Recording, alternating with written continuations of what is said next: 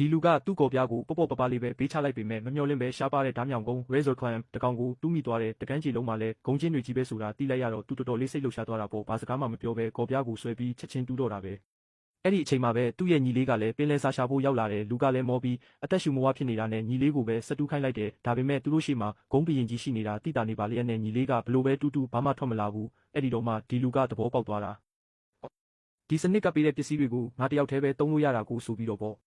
တကယ်တော့ဒီလူကအရင်ဘဝတုန်းကငါးဖမ်းယူတူတူတယောက်ပါပင်လယ်ထဲငါးဖမ်းထွက်ရင်မတော်တဆရေထဲပြုတ်ကျပြီးတေဆုံးသွားခဲ့တာဒါပေမဲ့ကံကြမ္မာအလှည့်ပြောင်းကြောင့်ပင်လယ်နားကတန်ငါရွာလေးတစ်ရွာကလူတစ်ယောက်ရဲ့ကိုယ်ထဲကိုဝိညာဉ်ကူးပြောင်းရောက်ရှိသွားတယ်ဒီခန္ဓာကိုယ်ပိုင်ရှင်အရင်မြစ်ကတော့ရွာထဲမှာတခိုးလူလေလူလွင့်အဖြစ်နာမည်ပြတ်နေတဲ့သူပါဘေးအိမ်ကအဖွားရဲ့မြေးလေးတစ်ယောက်ပဲသူ့ကိုအဖော်လုပ်ပေးတာ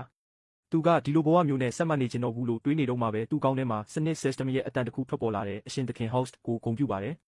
ကမ်းခြေရှာဖွေရေးစနစ်ကိုရရှိသွားပါပြီရှာဖွေရရှိတဲ့ပစ္စည်းတွေအလားရမှတ်တွေရမှာဖြစ်ပြီးဆိုင်မှာကံကောင်းစေတဲ့ပစ္စည်းတွေနဲ့လဲလှယ်နိုင်ပါတယ်တဲ့စနစ်ထဲကဆိုင်ကိုဖွင့်ကြည့်လိုက်တော့ပင်လယ်စာရှာတဲ့ကိရိယာတွေအစုံလင်ရှိနေတာကိုတွေ့လိုက်ရတယ်ဒါနဲ့ပဲသူကတဲတူကော်ပြားတစ်ချောင်းကိုအရင်လဲပြီးစမ်းသုံးကြည့်လိုက်တဲ့စနစ်ကပေးတဲ့ပစ္စည်းကဒီလောက်စွမ်းမယ်လို့သူမထင်ထားဘူးပေါ့ပေါ့ပပတူးလိုက်ရုံနဲ့တင်ထွားချိုင်းနေတဲ့ဓားမြောင်ကုန်းတွေထွက်လာတာလေဂုံးတကောင်တူးမိတိုင်းသူ့ရဲ့ကံကောင်းခြင်းရမှတ်တွေကလည်းတက်လာတယ်ခဏနေတော့သူတော်တော်လေးပင်ပန်းလာပေမဲ့ညီလေးကအချိန်မီရောက်လာပြီးသူ့ရဲ့လက်ထောက်ဖြစ်စနစ်ထဲမှာပါဝင်သွားတယ်မကြခင်မှာပဲသူတို့နှစ်ယောက်ဂုံးတွေအပြည့်နဲ့ပုံနှပုံစာရလိုက်တယ်ဒါကိုမြင်တဲ့ရွာသားတွေလည်းမနာလိုဖြစ်ကုန်တာပေါ့အဲ့ဒီအချိန်မှာပဲသူ